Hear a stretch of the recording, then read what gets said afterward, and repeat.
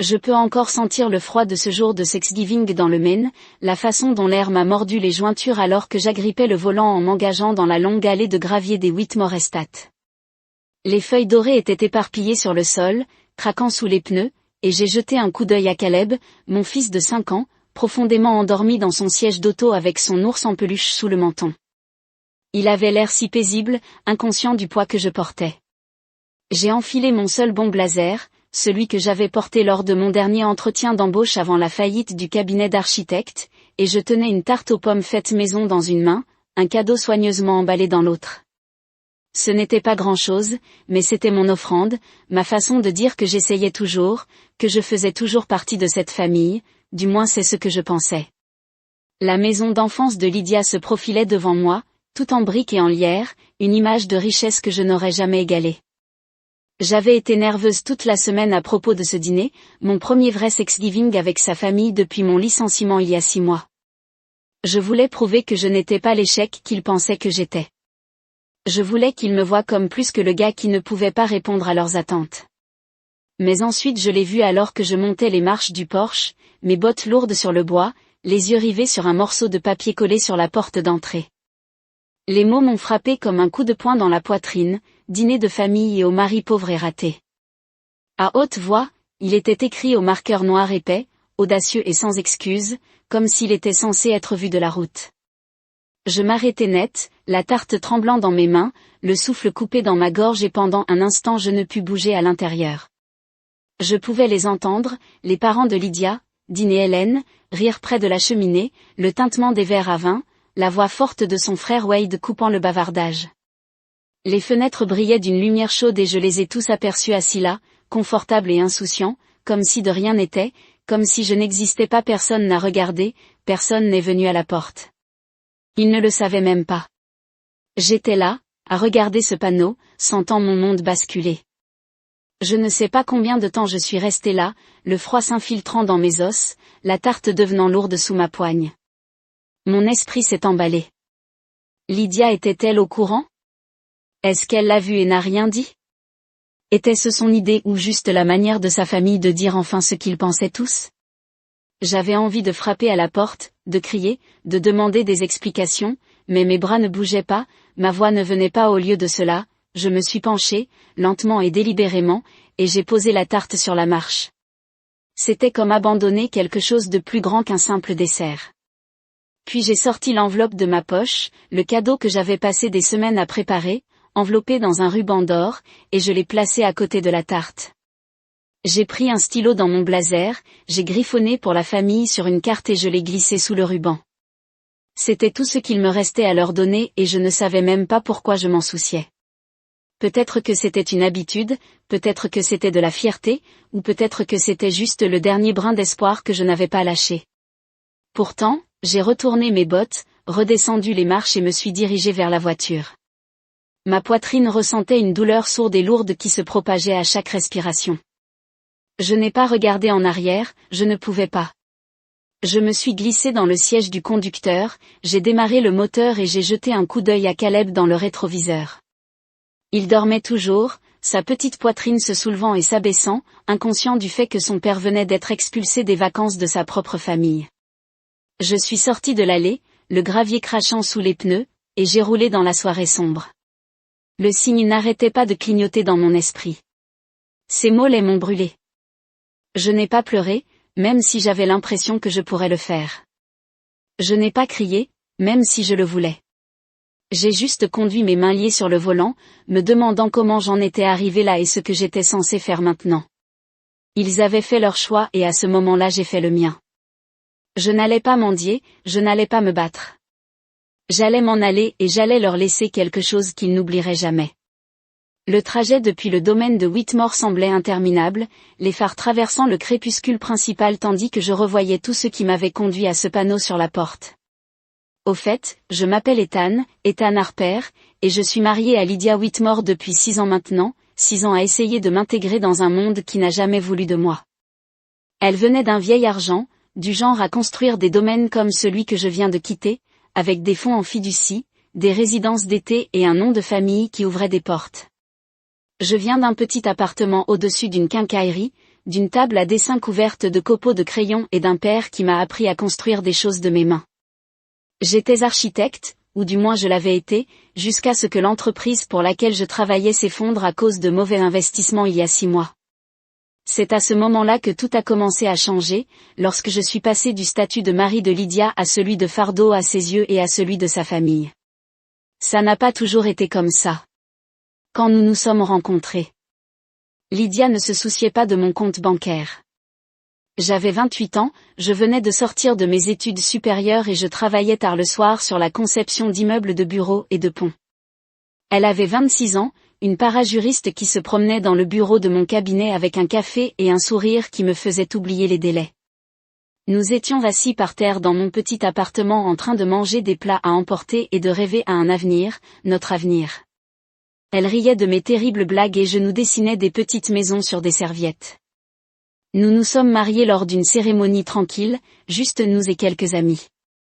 Parce qu'elle a dit qu'elle n'avait pas besoin de l'approbation de sa famille. Je l'ai cru. Caleb est arrivé 2 ans plus tard, un petit combattant, né 6 semaines plus tôt, et je me souviens lui avoir tenu la main à l'usin, nous pleurions tous les deux quand il est finalement rentré à la maison. À l'époque, j'avais l'impression que nous formions une équipe, mais l'argent a le pouvoir de changer les gens, et l'argent de sa famille parlait plus fort que moi. Quand j'ai perdu mon emploi, ce n'est pas seulement mon salaire qui a disparu, c'était ma place dans son monde. J'avais passé 60 semaines à concevoir des structures dont j'étais fière, mais la faillite de l'entreprise n'était pas de ma faute. Toujours pour Lydia, c'était comme si j'avais échoué volontairement. Caleb a besoin de stabilité. Ethan, disait-elle, sa voix aiguë, ses yeux évitant les miens. Tu aurais dû mieux planifier.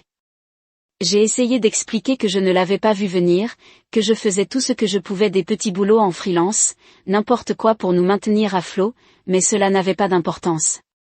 Elle me regardait comme si je la laissais tomber, comme si j'avais rompu une promesse que je ne me souvenais pas avoir faite. Et sa famille ? De toute façon, il ne m'avait jamais beaucoup aimé.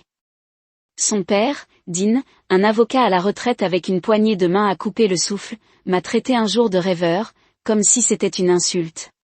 Sa mère, Hélène, avec ses perles et ses manières parfaites, l'a dit sans détour lors d'un dîner il y a des années.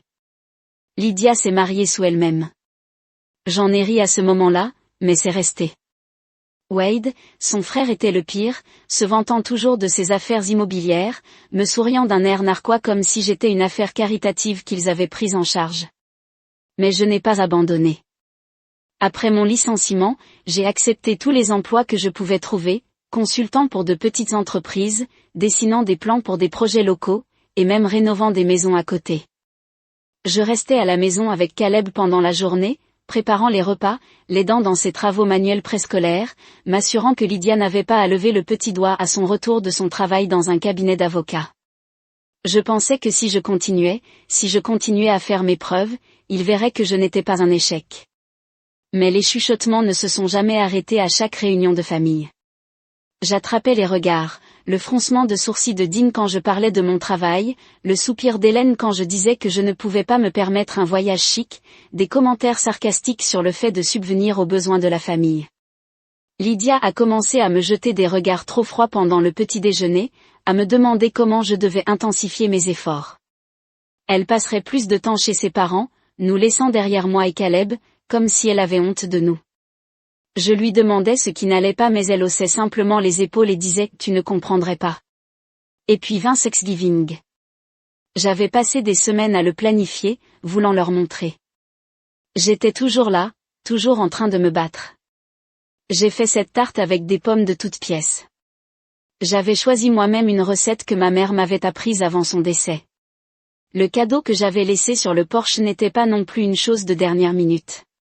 Rénovation et même à réparer des terrasses et des porches en ville. Chaque centime dont je n'avais pas besoin pour les vêtements de Caleb ou nos courses était versé sur un compte d'épargne. Mon départ de l'entreprise, le peu qu'il y avait, est devenu la compte. J'avais passé les 6 derniers mois à rassembler le reste, à négocier avec le vendeur, à travailler tard dans la nuit pour y parvenir. C'était payé gratuitement et clairement, et je l'aurais mis à leur nom, Dean et Hélène Whitmore, pas le mien, pas Lydius, le leur. Un cadeau qu'ils ne pouvaient pas s'acheter à cause de l'échec qu'ils avaient laissé tomber. Puis il y a eu la lettre. Je l'avais écrit il y a une semaine, assis à la table de notre cuisine après que Caleb se soit couché. La maison est calme, à l'exception du bourdonnement du frigo. Ce n'était pas long, juste une page, mais chaque mot comptait. Je les remercie sincèrement parce que je l'avais vraiment pensé à l'époque, pour les fois où ils m'avaient accueilli, pour les Noëls et les anniversaires où ils avaient au moins fait comme si je faisais partie de la famille. J'ai écrit sur Caleb, combien il aimait ses grands-parents, combien j'espérais que leur soutien signifierait tout pour lui à mesure qu'il grandissait. J'ai mentionné le chalet, comment j'avais travaillé pour leur donner quelque chose dont ils avaient toujours rêvé, quelque chose à apprécier avec leur petit-fils. Et puis à la fin, j'ai ajouté une dernière ligne, la famille ne se gagne pas grâce à la richesse ou au jugement. Cela se prouve par l'amour. Je ne voulais pas dire ça comme un coup, pas au début. C'était juste la vérité, telle que je la voyais. Mais maintenant, après ce signe, c'était comme une lame que j'avais laissée derrière moi, suffisamment tranchante pour couper s'ils osaient la regarder trop longtemps. J'avais aussi glissé une photo de Caleb à l'intérieur, lorsque je l'avais prise le mois dernier au parc, son grand sourire alors qu'il brandissait une feuille qu'il avait trouvée. Laissez-les voir son visage quand ils le liront. Faites-leur sentir que j'ai l'intention de le leur donner en personne. Tu sais, je l'ai imaginé, le dîner de Thanksgiving, éteindre le feu, crépiter, Caleb jouant avec ses cousins pendant que je lui remettais l'enveloppe avec un sourire tranquille. J'avais imaginé le halètement d'Hélène, le signe de tête bourrue de Dean, peut-être même un Ethan bien joué de Wade. Lydia m'aurait serré la main sous la table, fière de moi pour une fois. C'était un fantasme stupide. Avec le recul, ils ne voulaient pas de moi là-bas, ils ne m'ont même pas laissé passer la porte, alors à la place je l'ai laissé sur le porche à côté de cette tarte. J'avais passé des heures à préparer une croûte de pommes pelées à la main, étalée sur notre comptoir ébréché. Ce n'était pas vraiment une question d'argent ou d'effort. Il s'agissait de leur montrer que je n'étais pas ce qu'ils pensaient, un homme pauvre et brisé qui n'avait rien à offrir. Je leur avais donné quelque chose qu'ils ne pouvaient pas ignorer, quelque chose qui disait que j'étais plus que ce qu'ils m'avaient jamais attribué, et je l'avais fait sans un mot, sans me battre. Alors que je conduisais la route sombre et vide devant moi, je me demandais ce qu'ils feraient quand ils la trouveraient. Lydia sortirait-elle pour prendre l'air et le verrait-elle en premier? Wade trébucherait-il dessus en se dirigeant vers sa voiture, riant jusqu'à l'ouvrir? Ou Greg, leur gouvernante, qui avait toujours été gentil avec moi, le ramasserait-il et le porterait-il à l'intérieur, confus mais curieux? Je ne savais pas et une partie de moi s'en fichait. Il finirait par l'ouvrir, demain peut-être ou après-demain, et quand il le ferait, il devrait faire face à ce que j'avais fait. Le cottage n'était pas seulement une maison, c'était la preuve que j'avais continué, même lorsqu'il m'avait radié. La lettre n'était pas que des mots, c'était un miroir reflétant chaque regard froid, chaque jugement murmuré sur la photo de Caleb. C'était le cœur de tout cela, le rappel de ce qu'il perdait en me repoussant. J'ai augmenté le chauffage dans la voiture, mes doigts encore engourdis par le froid, et j'ai de nouveau vérifié Caleb. Il remua un peu en marmonnant quelque chose à propos des ours puis se rendormit. J'ai souri malgré tout. C'était la raison pour laquelle j'avais continué à me battre, pourquoi je m'étais investi dans ce cadeau, même lorsque Lydia devenait distante, lorsque sa famille lui faisait comprendre que je n'étais pas assez. Ils pourraient avoir leur dîner raffiné, leur vin et leur feu. Ils pouvaient rire et faire comme si je n'existais pas mais ils ouvriraient cette enveloppe et verraient ce qu'ils avaient jeté, pas seulement un chalet, pas seulement une tarte, pas même moi, mais une chance d'avoir quelque chose de réel. Je n'avais plus besoin de leur approbation. Je leur avais fait de mon mieux et ils avaient craché dessus. Maintenant c'était à leur tour de vivre avec ça. Et moi j'avais fini de mendier. Je repartirais la tête haute, avec Caleb à mes côtés, et je les laisserais comprendre ce qu'ils ont perdu. La route s'étendait sombre et calme alors que je m'éloignais du domaine de Whitmore, le bourdonnement du moteur, le seul bruit rompant le silence, jusqu'à ce que les doux ronflements de Caleb reprennent. Sur la banquette arrière, mes mains étaient fermement sur le volant, mais à l'intérieur, j'étais en désordre. La colère, la souffrance et quelque chose comme le soulagement s'entremêlent. Ce panneau sur la porte me brûlait encore l'esprit. Ces mollets et ce marqueur noir me disant que je n'étais pas le bienvenu n'étaient pas suffisants. J'avais laissé la tarte et l'enveloppe derrière ma dernière tentative de leur montrer qui j'étais vraiment, mais je ne suis pas restée pour voir leur visage quand ils l'ont trouvé. Je ne pouvais pas au lieu de cela, j'ai pointé la voiture vers une petite cabane que j'avais louée quelques semaines auparavant, juste au cas où les choses tourneraient mal. Il s'avère que je savais au fond de moi que cela pourrait arriver, et maintenant, avec Caleb, en sécurité et au chaud à mes côtés, j'allais organiser notre propre Thanksgiving, un événement qu'il ne pourrait pas gâcher. La cabane était à environ 30 minutes, nichée sur un chemin de terre sinueux, près d'un lac entouré de pins qui sentaient bon et propre.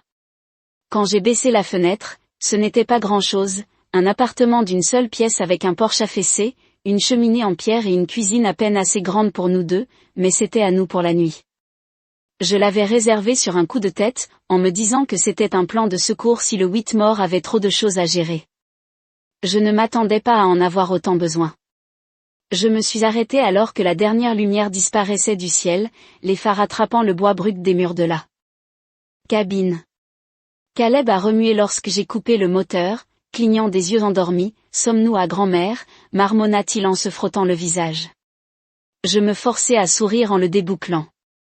Non, mon pote, nous vivons notre propre aventure ce soir, juste toi et moi. Il hocha la tête, trop fatigué pour demander plus, et je le portai dans sa barbe pendante à sa petite main. J'ai mis une glacière dans le coffre avant de quitter la maison. Rien d'extraordinaire, juste quelques tranches de dinde précuite, de la purée de pommes de terre provenant d'une boîte et une boîte de sauce au canneberge que j'avais achetée au magasin. J'avais même ajouté une petite tarte à la citrouille, celle qu'on trouve pour $1 à la station-service. Parce que je ne voulais pas que Caleb manque, j'ai tout installé sur une table branlante près de la cheminée, sortant des assiettes dépareillées et des fourchettes en plastique d'un sac que j'avais caché. Il a fallu quelques essais pour que le feu s'allume. Mes mains tremblaient encore à cause de l'allée, mais bientôt la pièce brilla d'une lumière chaude, le crépitement des bûches remplissant l'espace. Caleb s'est redressé quand il a vu la nourriture, lui donnant des coups de pied pendant que je l'asseyais sur une chaise avec un coussin pour le relever. La tarte d'abord, a-t-il demandé en souriant, et j'ai ri en lui ébouriffant les cheveux. Le dîner d'abord, puis la tarte, peut-être une part supplémentaire si tu es bon. Son rire fut la première chose qui lui parut juste. Toute la journée, nous avons mangé ensemble, rien que nous deux, la cabane, tranquille, à l'exception du feu et des bavardages de Caleb. Il ne connaissait pas le panneau, il ne savait pas pourquoi nous n'étions pas dans la grande maison avec la table chic et les voix fortes. Pour lui, c'était juste une soirée amusante avec papa et je lui ai laissé ça. Je lui ai raconté des histoires stupides, sur des ours qui avaient oublié où ils garaient leurs camions de miel et des pirates qui naviguaient sur le lac à la recherche de trésors. Il a ri si fort qu'il a failli renverser ses pommes de terre et j'ai attrapé l'assiette juste à temps, lui souriant en retour. Nous avons gâché la sauce au canneberge en l'étalant sur nos doigts, et je m'en fichais pour une fois. Je n'essayais pas d'impressionner qui que ce soit, je n'observais pas chacun de mes mouvements pour voir s'ils étaient à la hauteur. C'était juste nous et c'était suffisant. Après le dîner, je lui ai donné cette part de tarte supplémentaire et il l'a mangée avec ses mains, des miettes sur sa chemise, les yeux brillants dans la lumière du feu. Plus tard, après l'avoir nettoyé et bordé dans le lit grumeleux avec une pile de couvertures, je me suis assis près du feu avec un cahier que j'avais emporté. La cabane n'avait pas de télévision ni de Wi-Fi, juste le bruit du vent dans les arbres et le ululement occasionnel d'un hibou à l'extérieur. J'ai commencé à écrire, le crayon grattant le papier tandis que je versais tout ce qui concernait la journée, le panneau, la sensation de me tenir là, haut dans la main, comme un mendiant. Ils ont refusé l'enveloppe. J'étais parti avec l'acte, la lettre et la photo de Caleb. Mon dernier mot, même si je ne l'avais pas dit à voix haute, j'ai écrit que je n'avais pas frappé à la porte, que je n'avais pas crié, ni pleuré, ni fait de scandale. Je me suis juste éloigné et assis là, le feu réchauffant mon visage, j'ai réalisé que c'était du pouvoir, pas de la faiblesse. Je n'avais pas besoin de les combattre, je n'avais pas besoin de prouver quoi que ce soit pour le moment. Ce que j'avais laissé derrière moi ferait cela pour moi, et cela les avait frappés au moment où ils s'y attendaient le moins. Les bois étaient si calmes, le lac à l'extérieur reflétait la lune dans de petites ondulations argentées. J'ai écouté la respiration de Caleb, régulière et douce, et j'ai senti une sorte de paix m'envahir. Ce n'était ni bruyant ni triomphant, c'était calme, lourd comme le poids de savoir que j'avais bien agi envers lui, même si personne d'autre ne le voyait. La douleur depuis le porche persistait dans ma poitrine, mais elle ne me possédait pas, ni ici, ni avec lui. J'avais passé tellement de temps à essayer de m'intégrer dans leur monde, celui de Lydia, celui de sa famille, en me pliant pour être ce qu'ils voulaient.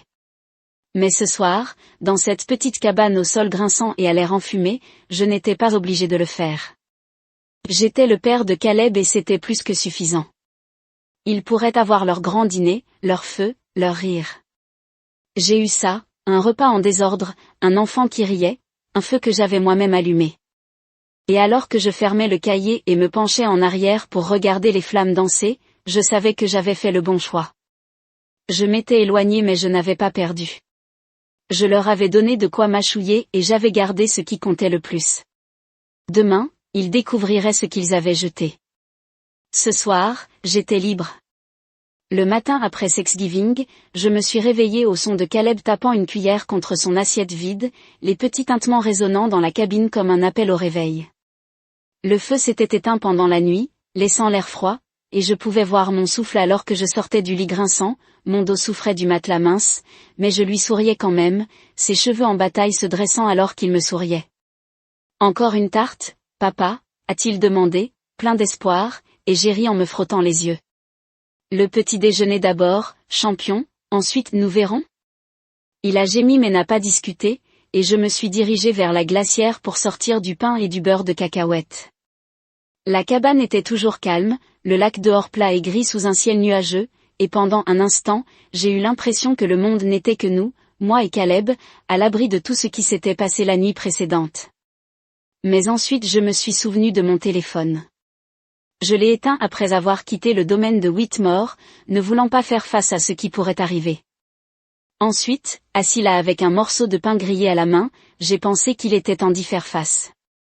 Je l'ai allumé, l'écran s'est allumé tandis que Caleb s'est enduit de beurre de cacahuète sur les doigts, riant du désordre. Les notifications m'ont frappé comme une vague, 22 appels manqués, un flot de SMS s'accumulant alors que j'étais hors de portée, le nom de Lydia est apparu en premier, encore et encore ses appels, depuis tard hier soir jusqu'au petit matin.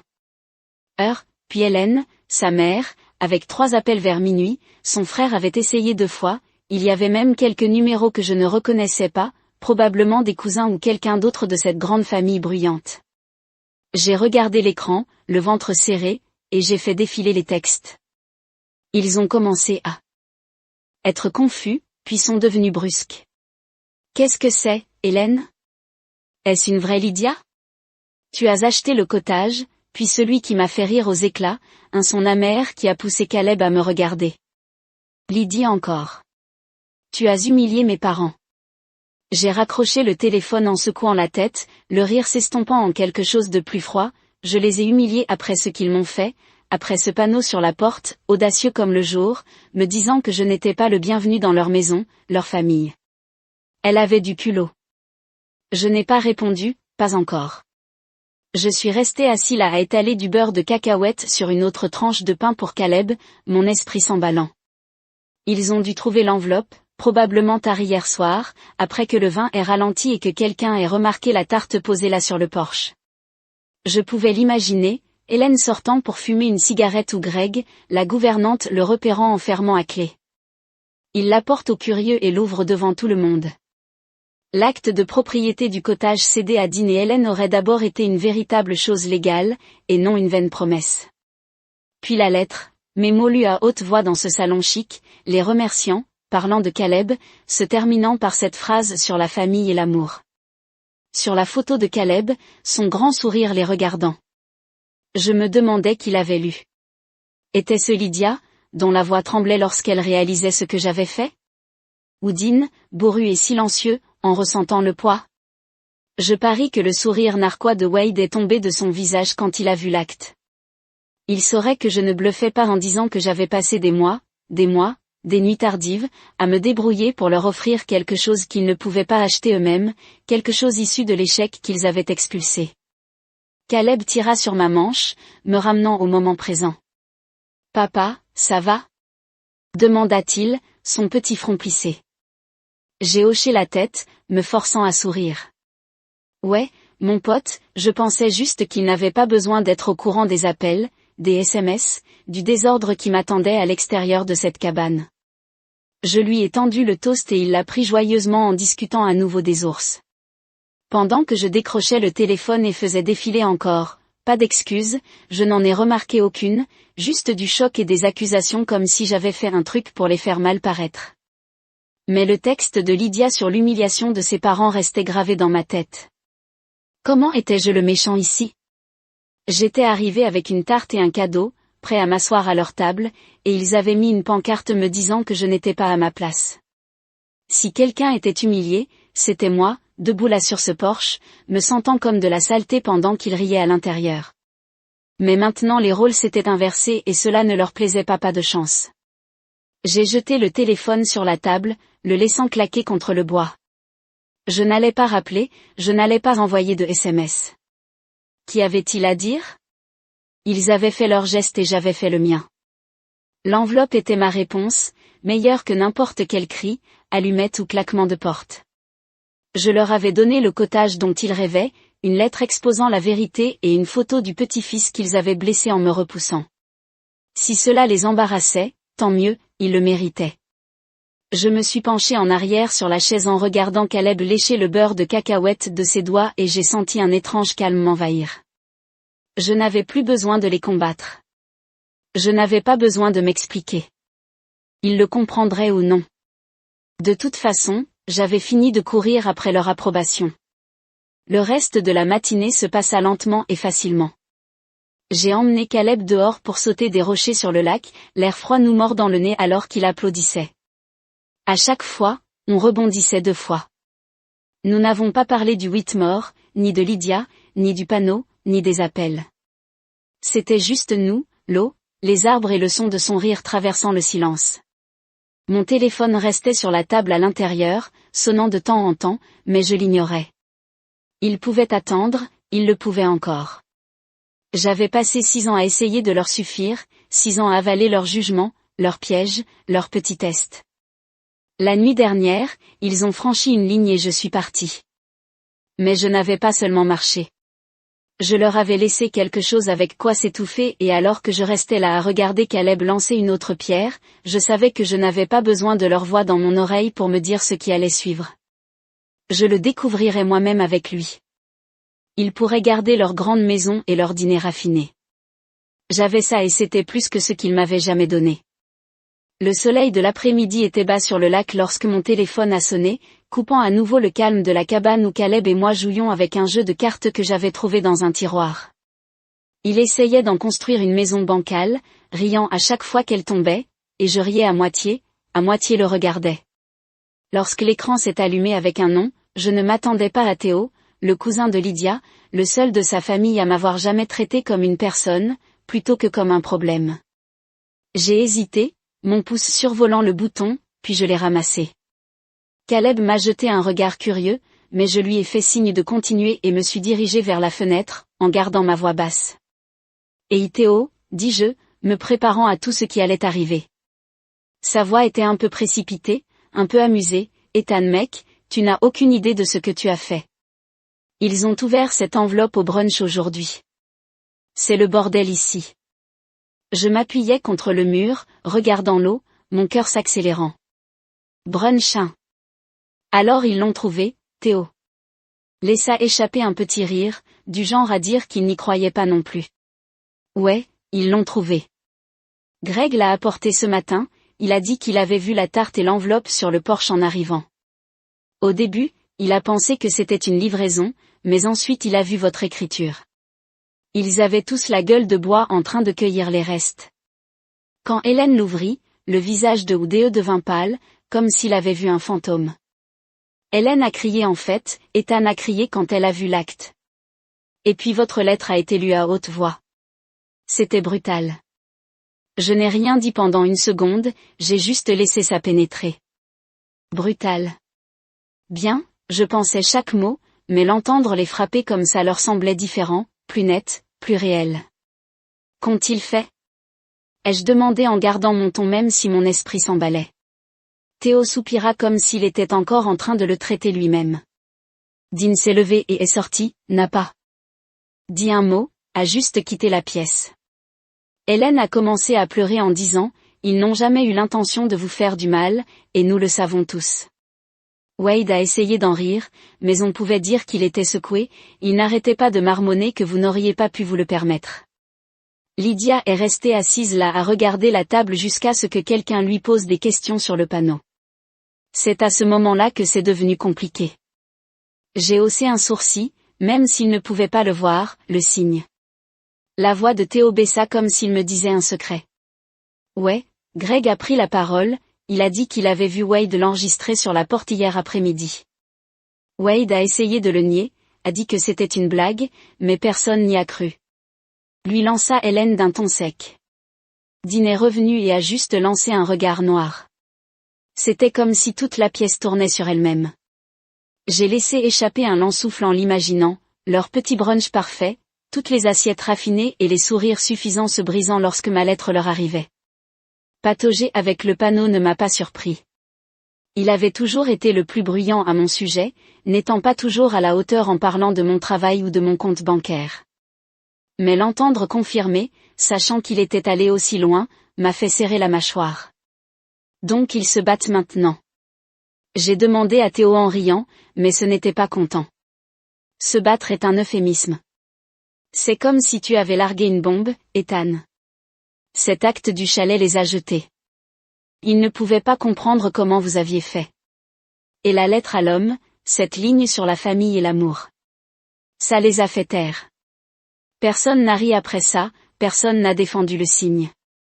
Ils l'ont tous vu, même si Lydia a essayé de dire que ce n'était pas grave. Mais Greg a arrêté ça rapidement, a dit qu'il t'avait vu arriver, rester là puis partir, a dit que ça lui avait brisé le cœur.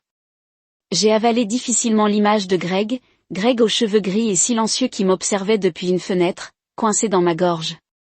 Je ne l'avais pas vu, je ne connaissais personne. Il m'a vu debout là comme un imbécile avec cette tarte dans les mains et lui a brisé le cœur. J'ai marmonné plus pour moi-même que Théo. Il est resté silencieux pendant une seconde puis a dit, ouais, il t'aime bien, tu sais, il a toujours dit que tu ne méritais pas ça. J'ai hoché la tête, même s'il ne pouvait pas me voir, et j'ai jeté un coup d'œil à Caleb, qui avait abandonné le château de cartes et les empilait maintenant en une pile. Merci de me l'avoir dit, Théo. J'ai dit enfin, qu'est-ce que ça fait maintenant? Il soupira à nouveau, tendu, ils prétendent tous que ça va, mais ce n'est pas le cas. Le chalet. Des actes assis sur la table comme si c'était radioactif. Lydia a été sur son téléphone, vous a probablement envoyé des SMS. Ils ne savent pas quoi faire avec ça. Ethan, vous les faites tourner. J'ai terminé l'appel après cela, promettant de le rattraper plus tard et de poser le téléphone. Caleb me leva les yeux, inclinant la tête. Qui était ce père? J'ai forcé un sourire, me promenant pour ébouriffer ses cheveux. Juste un ami copain, rien de grand. Il a hoché la tête et est retourné à ses cartes. Mais mon esprit était à des kilomètres. De retour au Whitmore Estate, je pouvais le voir si clair des larmes d'Hélène, le silence de Dean, le visage pâle de Ude alors que les actes les regardaient. Ma lettre a lu à haute voix, coupant leurs excuses, et Lydia est assise là en disant que ce n'était pas un gros problème, tandis que sa famille s'est effondrée autour d'elle. Théo avait raison, c'était une bombe. Je l'avais laissé sur le porche et je me suis éloignée, et maintenant il était parti, en plein milieu de leur petit monde parfait. Je me suis assis à côté de Caleb en ramassant une carte pour l'aider à s'empiler, mais mes pensées ont continué à dériver, l'image des Blancs. Leur grande maison, leur argent, leur certitude suffisante se fissuraient. Ils avaient passé des années à agir comme si je n'étais rien, comme si je n'appartenais pas, et ce signe était leur façon la plus forte de le dire. Mais maintenant, ils avaient le chalet, quelque chose qu'ils n'auraient pas pu obtenir sans moi et mes paroles qui sonnent dans leurs oreilles, personne ne riant, personne ne le défend, juste la vérité à nu. Je ne me sentais pas heureux, pas exactement. Il y avait une satisfaction, bien sûr, une sorte de victoire tranquille, mais elle était mélangée avec quelque chose de plus lourd. Il n'était plus seulement la famille de Lydia. C'étaient les grands-parents de Caleb, son oncle, sa mère, et ils l'avaient fait exploser eux-mêmes. Je me penchais en regardant la pile de Caleb grandir et laissais échapper une longue inspiration. La cabine était chaude maintenant, les lumières de l'après-midi inclinées par la fenêtre et j'ai pu entendre le lac se rodage à l'extérieur. L'appel de Théo avait peint le tableau, mais je n'avais pas besoin d'être là pour le ressentir. Ils implosaient et je ne l'avais pas commencé avec un combat, non pas avec une scène, mais avec un cadeau qu'ils ne pouvaient pas ignorer. Je ne savais pas ce qui est venu ensuite, je ne savais pas s'il rappellerait ou se présenterait ou ne le laisserait pas se transmettre. Mais pour l'instant j'avais cela, moi et Caleb, en sécurité dans notre petite cachette pendant qu'il ramassait les pièces, et c'était suffisant. La cabine était sombre au moment où le téléphone sonna à nouveau cette nuit-là, la seule lumière venant du feu. J'avais continué à chasser le froid. Caleb dormait sur le lit recroquevillé sous un tas de couvertures, son ours glissait sous son bras, et j'étais assis à la table avec une tasse de café instantané regardant les flammes. La journée avait été silencieuse après l'appel de Théo, juste moi et Caleb à jouer des cartes, sauter des pierres, manger le dernier du beurre d'arachide. Mais mon esprit n'avait pas cessé de tourner. Les 8 heures s'effondraient sur cette enveloppe et je ne pouvais pas secouer le mélange de satisfaction et de faire mal à moi. Lorsque le téléphone a bourdonné, le nom de Lydia clignote à l'écran, je n'ai presque pas répondu. J'avais vu ses SMS, ses appels manqués et je les avais tous ignorés. Mais quelque chose, peut-être de la curiosité, peut-être de l'épuisement, m'a fait le ramasser cette fois. J'ai appuyé sur le bouton et je l'ai tenu à mon oreille, ne disant rien, en attendant, Ethan. Sa voix est passée à travers la nette et serrée, comme si elle l'avait tenue depuis trop longtemps.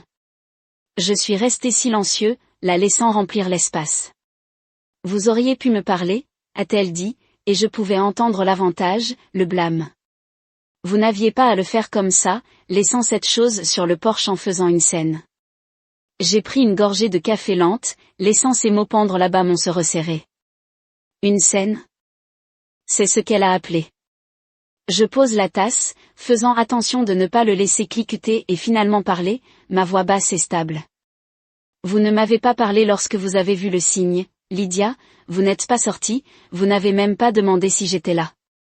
Elle est devenue silencieuse et je pouvais l'imaginer assise dans le salon de fantaisie de ses parents, ou peut-être dans notre maison, ses lèvres pressées serrées, comme ils l'ont toujours fait quand elle n'avait pas de réponse.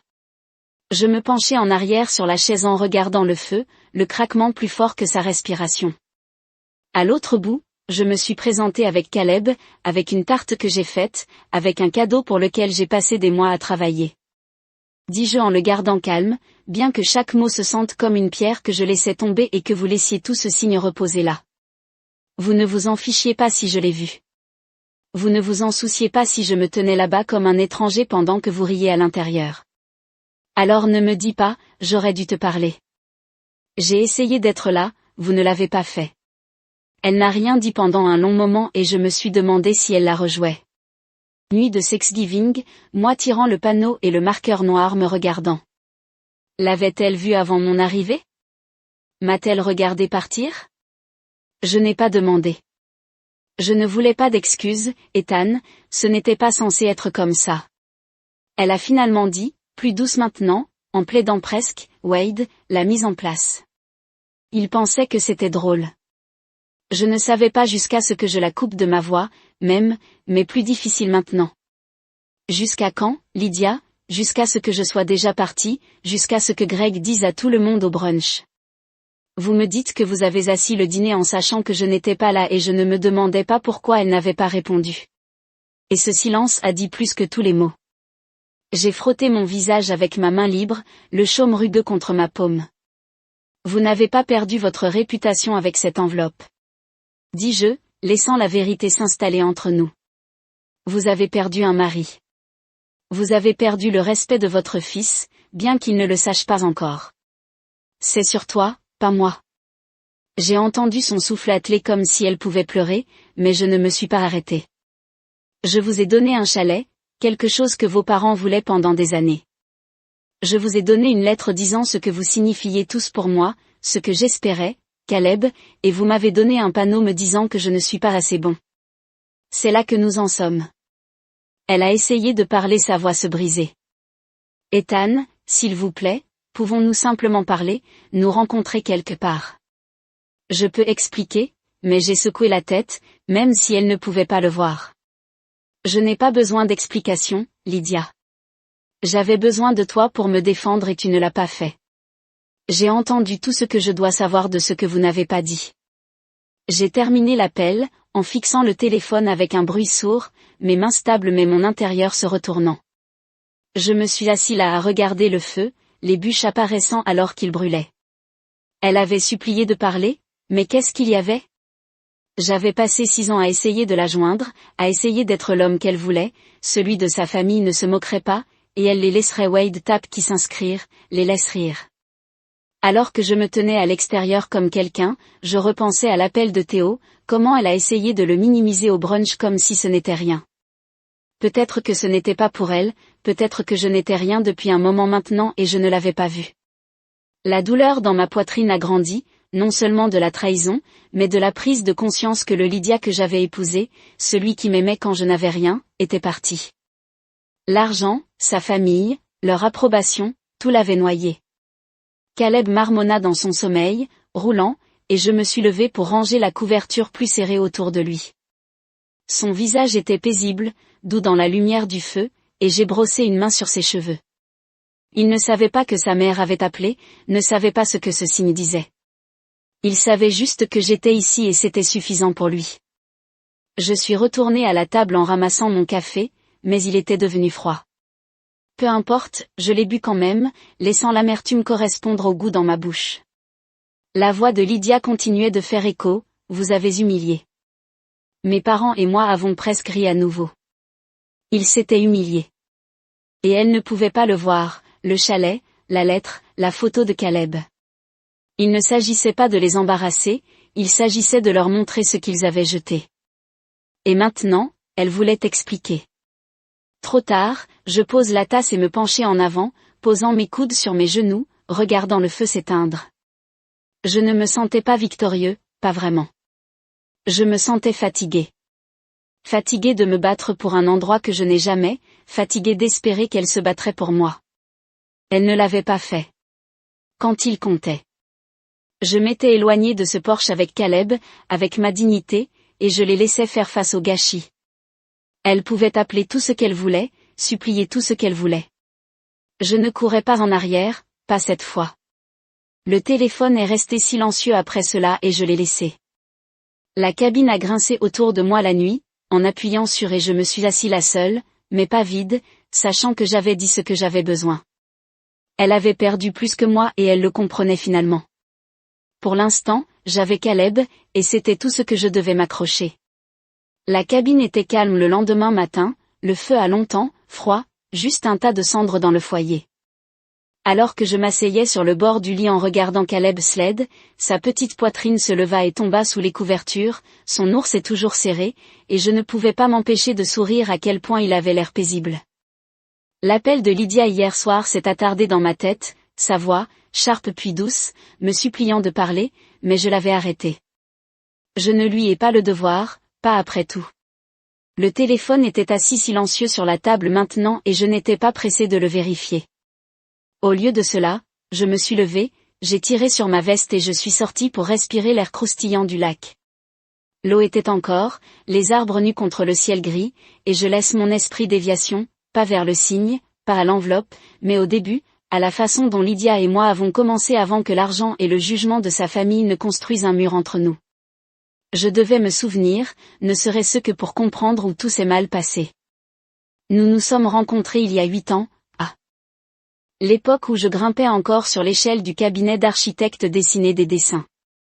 Tard dans la nuit, j'avais 28 ans, plein d'idées, vivant dans un appartement exigu avec une table de rédaction qui a pris la moitié de la pièce. Lydia avait 26 ans, une paralégale qui avait été passée par le bureau avec des fichiers ou un café pour son patron, toujours plus longtemps qu'elle n'en avait besoin. Elle avait ce sourire, brillant, sans garde, qui m'a frappé à chaque fois, et un jour j'ai travaillé le culot pour lui demander de sortir. Nous sommes allés dans un dîner, rien d'extraordinaire, juste des hamburgers et des frites, et elle a ri quand j'ai renversé du ketchup sur ma chemise. C'était facile alors. Nous passions des week-ends ensemble, elle se présentant sur mes sites d'emploi avec un sandwich et un thermos, moi esquissant de petites maisons de rêve pour nous sur des restes de papier. Elle s'en fichait que je n'avais pas beaucoup dit. Elle aimait comment j'ai vu le monde, comment je pouvais construire quelque chose à partir de rien. Je suis tombée dure et quand j'ai proposé 1 an plus tard, elle a dit oui sans hésitation. Nous nous sommes mariés dans un parc, juste nous et une poignée d'amis, elle dans une robe simple, moi dans un costume emprunté. Ses parents n'étaient pas là, n'ont pas approuvé, mais elle a juré que cela n'avait pas d'importance. Je l'ai cru. Caleb est arrivé 2 ans, né trop tôt, une petite chose, connectée au tube de l'usin. Je n'oublierai jamais ces nuits, Lydia et moi assis près de son incubateur, sa main et la mienne, nous lui chuchotons tous les deux, je n'ai besoin de rien d'autre que, a-t-elle dit une fois, les larmes dans ses yeux alors qu'il agrippait son doigt. Nous étions une équipe, puis cassés mais solides, construisant une vie à partir de zéro. Je travaillais sur de longues heures, je rentre à la maison et à Caleb et nous ferions des plans, des planches de rêve épinglées dans le réfrigérateur, des photos de maison, des voyages, un avenir pour lequel nous nous battrions ensemble. Elle m'embrasserait pendant le petit déjeuner, nous nous appelions à nous proposer des dons. Wade would show up with his flashy car, bragging about deals, smirking at my beat-up truck. Lydia started listening. She mentioned their idea. Maybe should switch job, emiger, keep up, idenod, try harder. But it was never enough. When I lost my job 6 months ago, that is when it really shifted. The firm went under and I went from being her partner to being her problem. Caleb need a stable future. Ethan, Shide c'est her voice froid, comme si j'avais prévu d'échouer. Elle passerait plus de temps chez ses parents. Revenez avec leurs paroles dans sa bouche. Vous devez intensifier. Ils s'inquiètent pour nous. Je demanderais ce qui n'allait pas, mais elle me brosserait, disait que je ne l'obtiendrais pas. Le look a commencé, la distance de déception, et je l'ai senti glisser. L'approbation de sa famille est devenue sa boussole et j'étais le gars qui ne pouvait pas trouver le nord. J'ai continué à essayer, cependant, fixer la maison, j'ai pris soin de Caleb, même cuit cette putain de tarte pour Thanksgiving. Je pensais que si je me présentais, leur montrais que j'étais toujours là, cela n'avait pas d'importance. Mais ce signéo, les maris pauvres et défaillants ont prouvé qu'il ne l'a pas fait. Ils ont décidé qui j'étais et Lydia les a laissés. Debout près du lac, le vent traversant ma veste, j'ai donné un coup de pied dans l'eau et j'ai regardé l'ondulation se répandre. Ces premiers jours ressemblaient à une vie différente. Maintenant, avant que l'argent de Whitmore ne se noie ce que nous avions. J'avais arrêté d'essayer d'être vu. J'ai réalisé que je laissais leur ricanement, leur chuchotement, leur test était moi. J'avais gardé la tête basse, en espérant que Lydia me reviendrait, mais elle ne l'a pas fait. Elle les a choisis, leur monde, leurs règles et m'a laissé à l'extérieur de cette porte.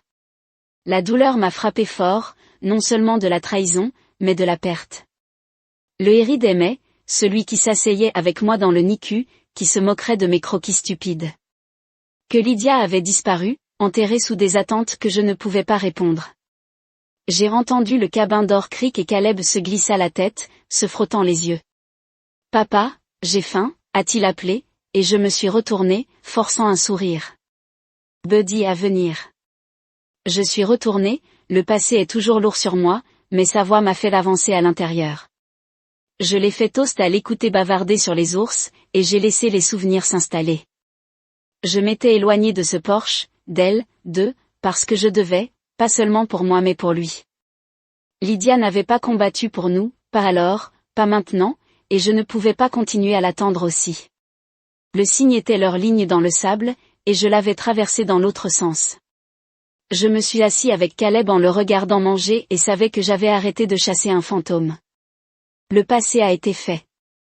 Ce qui comptait était là, ce gamin, ce moment, et je n'allais pas les laisser prendre ça aussi.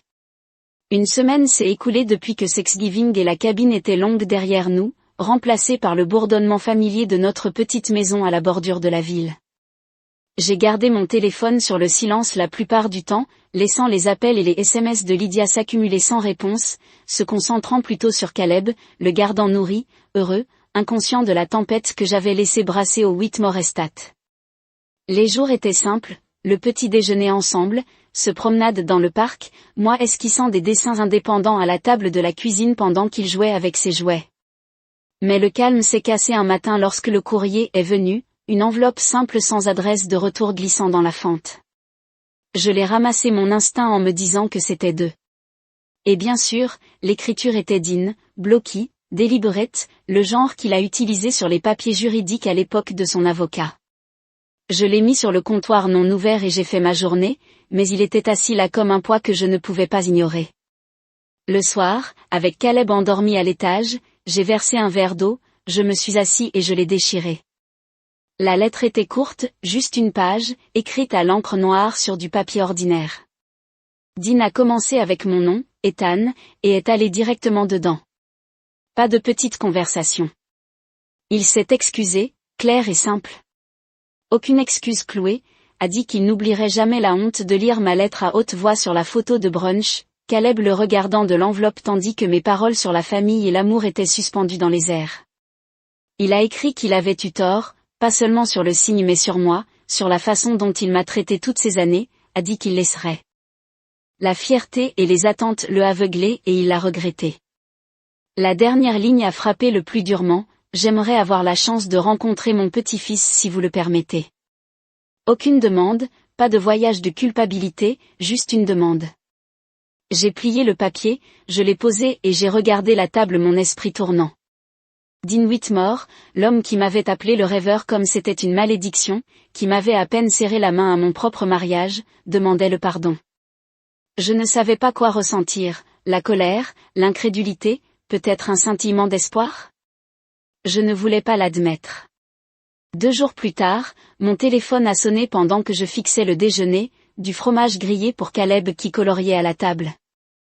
Il a été pesé cette fois et je l'ai presque laissé aller à la messagerie vocale. Mais quelque chose m'a fait répondre, Ethan, et, dit-il, sa voix maladroite, pas le ton arrogant habituel auquel j'étais habitué. Pouvons-nous rencontrer du café ou quelque chose ? J'ai juste besoin de dire des trucs. J'ai hésité, retournant le sandwich dans la casserole, puis j'ai dit, très bien, demain midi le restaurant sur le Maine. Il a accepté rapidement, comme s'il avait peur de changer d'avis et de raccrocher. Caleb leva les yeux, crayon à la main. Qui est ce papa ? J'ai haussé les épaules, le gardant léger. Juste oncle Wade, il veut discuter ? Caleb hocha la tête et retourna à son dessin et j'ai plaqué sa nourriture, me demandant ce que Wade pourrait vouloir. Après tout, le restaurant était occupé. Quand je suis arrivé le lendemain, l'odeur du café et du bacon épais dans l'air. J'avais quitté Caleb avec un voisin qui ne le voulait pas. Pourquoi que ce soit, Wade était déjà dans un stand à la place dans sa chemise pressée et ses cheveux lisses, allaiter une tasse comme si c'était une bouée de sauvetage. Je me suis glissé en face de lui, j'ai commandé un café noir et j'ai attendu. Il n'a pas perdu de temps. Ce signe était cruel, a-t-il dit, regardant la table. Je l'ai mis en place. Pensais que ce serait drôle. Vous savez, vous enfilez. Je ne pensais pas que tu partirais. Je me penchai en arrière, croisant mes bras, le laissant se tortiller. Drôle. J'ai dit à plat. Il hocha la tête, ne rencontrant toujours pas mes yeux. Je détestais la façon dont il vous compare tout le temps, maman et papa. Même Lydia, comme vous, était la vision et j'étais le golden boy. Je pensais que si je t'avais abattu, j'aurais peut-être plus d'importance. C'était stupide, je suis désolé. Je n'ai rien dit au début, je l'ai juste regardé agiter avec sa tasse. Wade, le gars qui a souri à mon camion, qui s'était vanté de ses offres pendant que je me précipitais pour le travail, était assis ici en renversant ses tripes. Une partie de moi voulait le croire, voulait penser qu'il avait ressenti quelque chose quand ils ont ouvert cette enveloppe, lorsque ma lettre les a frappés. Mais une autre partie, la partie qui s'était tenue sur ce porche avec ce signe sur mon visage, s'en fichait. Tu pensais que me détruire vous rendrait plus grand, dis-je finalement, ma voix basse. Mais ce n'est pas le cas. Cela vous a fait petit. Il tressaillit comme si je l'avais frappé et hocha la tête, oui, je sais. J'ai siroté mon café, l'amertume correspondant au goût de ma bouche. Vous avez aussi blessé Caleb. Vous savez qu'il ne comprend pas pourquoi nous n'avons pas eu de grâce avec vous tous. La tête de Oudéeux se cacha, la culpabilité clignotant dans ses yeux. Mais je ne l'ai pas laissé répondre. Je me suis tenu, j'ai jeté quelques dollars sur la table et je suis sorti. Certaines choses n'étaient pas prêtes à être réparées. De retour chez moi, je me suis assis avec la lettre de Dean, en le lisant. Ses paroles étaient honnêtes, brute d'une manière que je ne m'attendais pas à lui. Les excuses de WDE résonnaient dans ma tête trop maladroite, désordonnée, mais réelle. Ils tenaient la main, les deux après des années à me repousser. J'ai pensé au chalet, à l'acte que je leur ai donné, à la lettre qui avait craqué leur petit monde parfait. Cela avait fait quelque chose, les a secoués, les a fait se regarder, mais je n'étais pas prêt à les laisser rentrer. Pas complètement. Dean voulait voir Caleb et peut-être que je le laisserais un jour, pour le bien de Caleb. Wade voulait le pardon et peut-être qu'il le gagnerait, mais pas aujourd'hui. Je m'étais éloigné de ce porche avec ma tête et je ne retournais pas pour mendier leur respect. Caleb est venu courir de la cour plus tard, de la saleté sur ses genoux, tenant un bâton comme une épée. Papa, regardez. Hurla-t-il et Jerry, le tirant dans un câlin. C'était ce qui comptait. Lui nous la vie que je pouvais encore construire. Les Whittor se brossaient maintenant, ressentant le poids de ce qu'ils avaient perdu. Mais je n'avais pas besoin de leurs excuses pour continuer. Je leur ai donné le meilleur et ils l'avaient jeté. S'ils voulaient revenir, ils devraient le prouver, non pas avec des mots, mais avec quelque chose de réel. Pour l'instant, j'ai eu mon fils, mon travail, mes journées tranquilles. J'ai pris la lettre de Dean dans un tiroir hors de vue et j'ai emmené Caleb dehors pour jouer. Le passé pourrait attendre. C'était suffisant. Thanksgiving a roulé à nouveau 1 an depuis cette nuit sur le porche Whitmore et je me suis réveillé au son de Caleb frappant dans la cuisine en essayant d'atteindre les céréales sur le comptoir. Je suis tombé hors du lit, je me frottant le sommeil de mes yeux, et je l'ai trouvé debout sur une chaise, me souriant avec une boîte de Cheerios dans ses mains. Je l'ai, papa. Dit-il, fier comme n'importe quoi, et Jerry, le soulevant avant qu'il ne puisse faire basculer. La maison sentait le brassage de café, la lumière du matin inclinée à travers les fenêtres et je ressentais une sorte de calme que je ne connaissais pas l'année dernière. Cette fois, nous ne nous cachions pas dans une cabine ou n'équivons pas d'appel. Nous avions des plans, de vrais, avec des gens qui n'avaient pas besoin de moi pour prouver quoi que ce soit.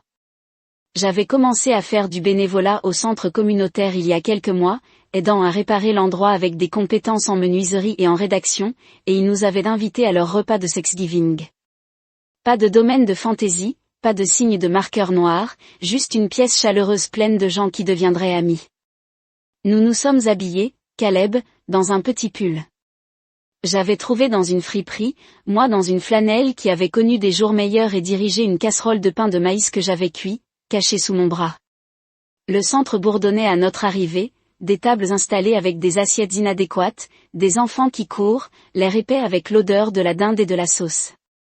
J'ai aidé à sculpter pendant que Caleb s'enfuit, avec certains garçons de son âge en riant et en esquivant entre les chaises. Nous avons servi des repas à des gens qui n'avaient nulle part ailleurs, de vieux avec des visages altérés, des mères célibataires avec des sourires fatigués, quelques vétérinaires échangeant des histoires. J'ai chargé la purée de pommes de terre, des blagues échangées, je me sentais utile d'une manière que je n'avais pas depuis longtemps. Caleb est revenu pendant quelques secondes, ses joues rouges en jouant et m'ont parlé d'un jeu qu'il avait inventé avec ses nouveaux copains. C'était désordonné, fort, parfait. Pas de jugement ici, pas de test, juste de la nourriture et des histoires et une chance de commencer quelque chose de nouveau. Le lendemain matin, je balayais les miettes de notre sol de la cuisine lorsque la sonnette a sonné. Je ne m'attendais à personne, alors je l'ai ouvert lentement, le balai toujours en main, et elle était là, Lydia, debout sur mon porche seule. Ses yeux étaient rouges, son visage street avec des larmes et elle tenait une boîte dans ses bras, le genre que vous utilisez pour bouger. J'ai gelé, je ne sais pas quoi dire, et elle a parlé en premier, sa voix petite, il te demande, a-t-elle dit en hochant la tête. Caleb, tous les jours, il veut savoir où vous êtes. Je me suis écartée, la laissant entrer, et elle a mis la boîte sur la table, ses mains tremblantes. Il était plein de photos, nous au parc, le premier anniversaire de Caleb, des instantanés avant tout. Je l'ai regardé. Comment le chalet était vide, comment ses parents se sont disputés. Est vérité, dignité, amour, comme moi a écrit. Elle est partie après cela, la boîte toujours sur la table et je me suis assise avec elle en feuillant les photos, Caleb comme un bébé, Lydia riant, moi souriant comme si j'avais gagné le monde. Ça faisait mal de voir ce que nous avions été, mais ça ne m'a pas cassé. J'ai construit autre chose cette année, travailler, ramasser avec des concerts indépendants, une routine avec Caleb, des nuits comme hier soir au centre. Je n'étais plus le gars sur ce porche, tenant une tarte et espérant que j'étais ici, debout avec un enfant qui avait besoin de moi et d'une vie. Je pouvais façonner les larmes de Lydia, la lettre de Dean, les excuses de Wade, c'étaient des échos, pas des chaînes. Je pourrais les laisser entrer, peut-être pour le bien de Caleb, mais selon mes conditions. Cette nuit-là, j'ai ramené Caleb à la cabine à laquelle nous étions restés l'année dernière, pas pour me cacher mais pour célébrer. Je l'avais loué juste pour le plaisir, et nous avons allumé un feu, des guimauves rôtis que j'avais emballés, racontés sur des histoires sur les pirates et les ours. Il s'est endormi dans mes bras, le feu crépitant, la tête lourde sur ma poitrine. Je l'ai porté vers le lit, je l'ai glissé et je me suis assis près de la fenêtre en regardant le lac sous les étoiles. S'éloigner ce soir-là il y a un an n'était pas une faiblesse, c'était le pouvoir. Je leur avais laissé le chalet, la lettre, la vérité, et ça avait tout changé. Ils s'en souviendraient pour toujours. Ce cadeau qu'ils ont jeté. Mais je n'avais pas besoin que leur regret passe à autre chose. J'avais ceci, mon fils, mes choix, ma force. Caleb marmonna dans son sommeil et j'ai souri, me penchant en arrière. Les blancs pourraient aussi se comprendre, Lydia. Je n'attendais plus. J'avais redéfini la famille, pas avec leurs règles, mais avec la mienne. Le feu a éclaté. La nuit s'est étendue et je l'ai senti. Paix, dure et réelle, nous allons bien moi et lui, mieux que d'accord, nous serons nous.